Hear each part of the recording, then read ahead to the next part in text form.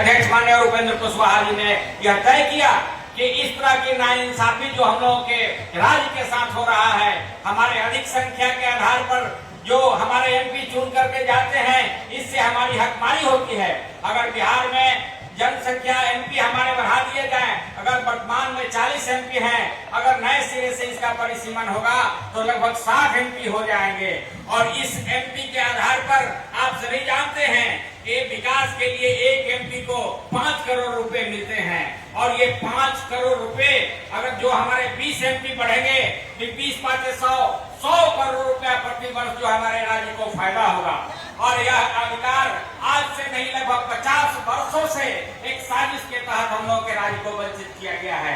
इसलिए आज के रैली में हम लोगों ने केंद्र सरकार को यह संदेश देने का काम करेंगे, और जो दक्षिण भारत के लोग हैं जो अभी से लग करके चाह रहे हैं कि यह जो है परिसीमन नहीं हो, तो उसके जवाब में आज हम लोगों का ये पूरा बिहार खड़ा है। और हम लोग मिलजुल करके अपने देश के यशस्वी प्रधानमंत्री माननीय नरेंद्र मोदी जी से मांग करते हैं कि 26 में इसका टाइम पूरा हो रहा है। हर हाल में नया जो हम लोगों का जनगणना होने जा रहा है, जिसकी स्वीकृति हमारे प्रधानमंत्री जी ने दे दी है, इस जनगणना के साथ हम लोगों का नए सिरा से परिसीमन हो, और परिसीमन होगा तो हमारे एमपी बढ़ेंगे, हमारे विधायक बढ़ेंगे, हमारी महिलाओं और जो अति दलित जो पिछड़े वर्ग के लोग हैं उनको उचित भागीदारी मिलेगी। इस उद्देश्य से आज इस रैली का ही नाम रख दिया गया है संवैधानिक अधिकार परिसीमन सुधार। इसकी हम पूरे मजबूती से मांग करते हैं। साथियों, इतना ही नहीं, हम लोगों के मंथन शिविर में और भी कई अनेकों निर्णय लिए गए थे, जिसमें शिक्षा के सुधार आप जानते हैं यह हो रहा है। और हमारे बैठक में निर्णय लिया गया था कि कॉलेजियम सिस्टम को हर हालत में इस देश में लागू करना है।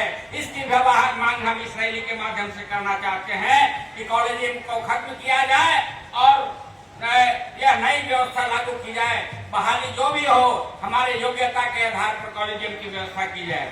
शिक्षा में सुधार के साथ साथ पटना के जो पटना का नाम जो है पाटलिपुत्रा किया जाए, जहाँ से सम्राट अपना राजकाज किया करते थे, अशोक। इसके बाद सावित्रीबाई फुले की जयंती को के अवसर पर महिला शिक्षा दिवस के रूप में उनकी जन्म जयंती को मनाया जाए।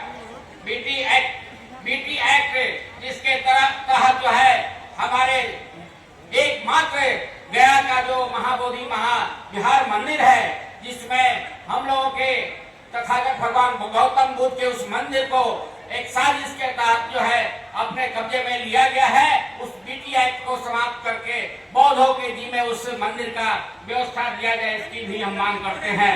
आज हम इस रैली के माध्यम से मांग करते हैं कि राज्य में डोमिसाइल नीति लागू किया जाए, और जो हमारे राज्य के युवा हैं, नौजवान हैं, पढ़ने वाले लड़के हैं, नौकरी से वंचित हो रहे हैं डोमिसाइल नीति के अभाव में, तो डोमिसाइल नीति लगा करके लिए हमारे राज्य के युवाओं को फर्स्ट प्राथमिकता के आधार पर नौकरी दिया जाए। इतना ही नहीं, बिहार स्टूडेंट क्रेडिट कार्ड के माध्यम से हमारे राज्य के जो पढ़ने वाले युवा हैं उनको बिहार सरकार के द्वारा अभी वर्तमान में 4 लाख रुपया दिया जाता है पढ़ने, रहने और खाने के लिए। आज हम इस रैली के माध्यम से मांग करते हैं कि बिहार में जितने भी हमारे पढ़ने वाले, उच्च शिक्षा ग्रहण करने वाले, मेडिकल इंजीनियरिंग और मैनेजमेंट की पढ़ाई करने वाले लड़के हैं, उन तमाम लड़कों के लिए जो राशि 4 लाख राज्य सरकार की तरफ से निर्धारित की गई है, इसकी संख्या राशि को बढ़ा करके 10 लाख किया जाए, ताकि जो है हमारे राज्य के अधिक से अधिक युवा जो है अपनी पढ़ाई करें। इसलिए कि जिस समय यह नियम लागू किया गया था उसमें कॉलेजों का फीस कम था, वर्तमान में कॉलेजों का फीस बढ़ गया है, इसलिए इस राशि को बढ़ाया जाए। हम देख रहे हैं हमारे सम्राट अशोक महान के जयंती के अवसर पर बिहार में तो अवकाश घोषित है, इसको राष्ट्रीय अवकाश घोषित किया जाए। इस रैली के माध्यम से हम यह भी मांग करते हैं। हम देख रहे हैं हमारे पटेल भाई लगे हुए हैं, कह रहे हैं कि शॉर्ट किया जाए। साथियों, बातें बहुत कहनी थी, लेकिन आज मैं इस रैली के माध्यम से अंत में एक बात कह देना चाहता हूँ। आप सबसे ये कहना चाहता हूँ कि 4 महीने बाद यहाँ बिहार में विधानसभा का चुनाव होने वाला है, और इस चुनाव में हम लोगों को आर पार की लड़ाई लड़नी है। बहुत बहुत सारे सोशल मीडिया के माध्यम से बातें आ रही है कि राष्ट्रीय लोक मोर्चा को 4 सीटें मिलेगी, 5 सीटें मिलेगी। बहुत लोग हमारी ताकत को कम आंक रहे हैं।